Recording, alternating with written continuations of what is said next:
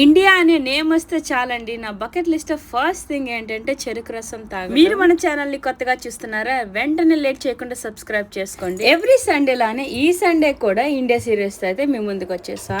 చెరుకు రసం తాగడానికి నేను పర్టికులర్ టైమింగ్స్ అయితే ఉండవండి. ఇక్కడ వెదర్ చూస్తే మీకే అర్థం అవుతుంది. ఆల్మోస్ట్ ఆఫ్టర్నూన్ 2 to 3 o'clock అవుతుంది అనమాట.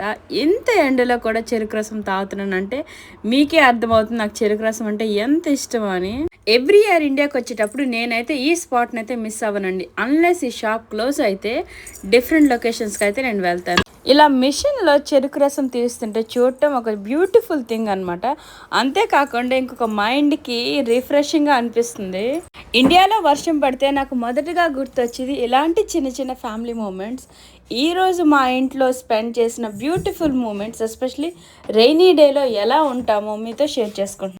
బయట చల్లగా వర్షం పడుతుంది. ఇలాంటి వెదర్లో ఫ్యామిలీ అంతా టైం స్పెండ్ చేస్తే చాలా స్పెషల్ మూమెంట్స్ అవుతుంది కదండి.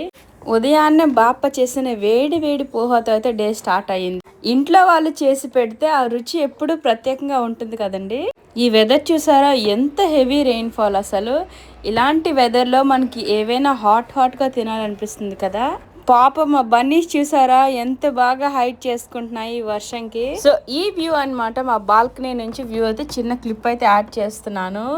చాలా బాగా అనిపిస్తుంది. పాపం కొంతమంది ఎంత బిజీ స్కెడ్యూల్ ఉన్నా కూడా తప్పించుకోలేరు కదండి ఇలాంటి వర్షానికి. 11 months అంతా యూకేలో ఉండి 1 month మాత్రం ఇండియాలో ఉంటే ఆ ఫీలింగ్ అనేది చాలా బాగుంటుంది.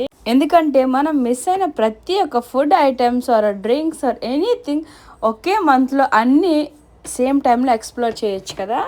ఈ సీతాఫలాలు అంటే నాకు చాలా ఇష్టం. మా మామయ్య అయితే తీసుకొచ్చారు. ఇక్కడ చూసారా ఎంత సాఫ్ట్గా ఉంది. టేస్ట్ అయితే చాలా స్వీట్గా ఉంది. అండ్ ఇది ఫ్రెష్గా చెట్లో పండిన పళ్ళు అనమాట. ఇప్పుడు ఇండియాలో అయితే సీతాఫల్ అనే వర్డ్తో చాలా వెరైటీస్ అయితే చేస్తున్నారు. ఐస్ క్రీమ్స్ కానీ ఫ్రెష్ జ్యూస్ కానీ ఎనీథింగ్.